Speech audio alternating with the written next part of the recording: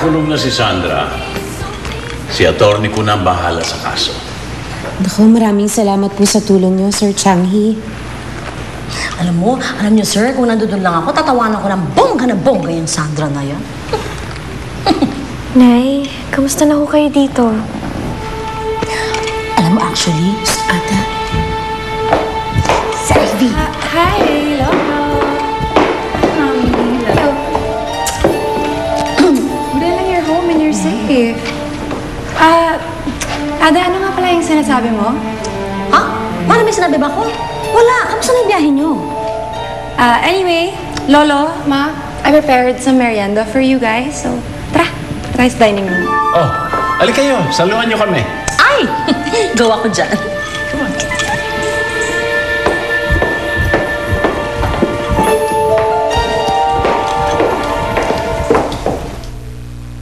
Bebeng! O, kamusta ka na? May nangyari ba? May problema ba dyan? Wala, kuya. Masyado ka lang namin naaalala dyan. O, ba't ka napatawag? Kasi, kung kumustahin ko lang sana, kung nag-usap na kayo ni Ate Jenna. Kasi nanggaling siya rito. Nagpunta si Jenna dyan? Doon sa atin sa Bicol? Oo, kuya. Pinuntahan ka nga niya para kausapin.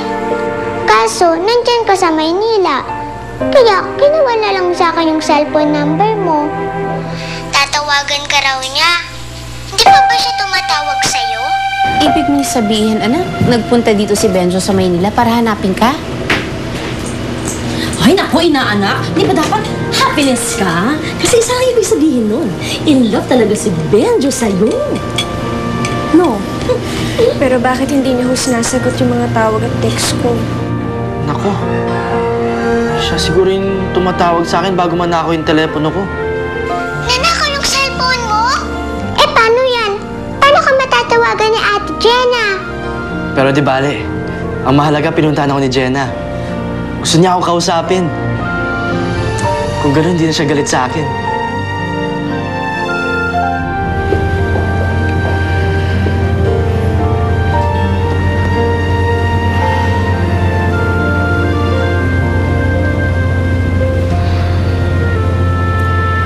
Paano ba kita makakausap, Benjo? Ayokong mahirapan ka. At ayoko rin isipin mo nagalit ako sa'yo.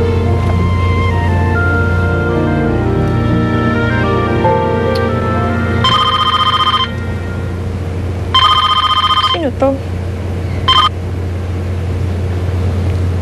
Hello?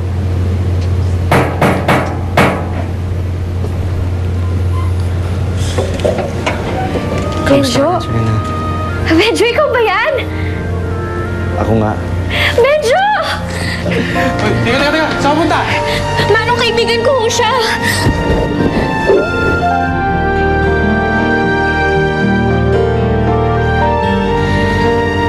Paano mo nalamang nandito ako? Ayun, nabasa ko sa dyaryo na ikaw yung apo na hinarap ni Sir Changi. Sa wakas, tupad na yung pangarap mo. Buo na yung pamilya mo. Hindi ko nga rin sukat akalain na mangyayari lahat to. Jenna, alam mo ba, ang tagal na kita hinahanap. Tagal na kitang gustong kausapin. Eh bakit hindi mo sinasagot yung mga tawag ko sa'yo? Akala ko tuloy, galit ka sa akin. Yung ba iniisip mo? Ba't yun ang iniisip mo? Paano ako magagalit? Eh, akong may kasalanan.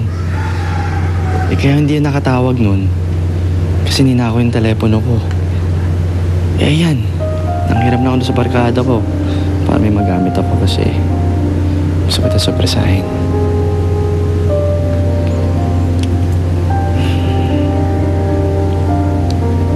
Jenna, pinagsisisihan ko lahat ng kasalanan ko sa'yo. Nagkamali ako. Naging priority ang pagboboxing ko kaysa sa'yo. Nagkamali Nagkakamali ako na binabali walang mga feelings mo tungkol sa pagboboxing ko. Sorry talaga, Jenna. Sorry. Benjo, pasensya ka na. Pasensya ka na kung naging makitid ang utak ko. Pasensya ka na kung hindi ako naging supportive sa pangarap mo. Kung naging maramot ako. Sorry. Tahan na. Ito na ganyan, di naman ako galit eh.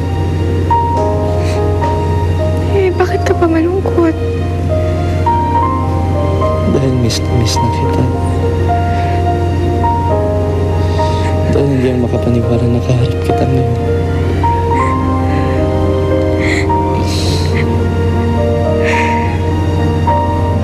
Jenna, di ko kaya na wala ka.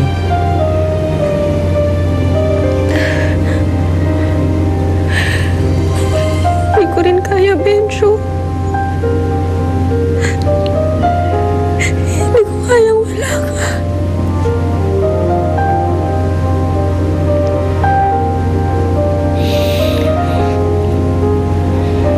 Mahal kita, Jenna. Mahal na mahal kita.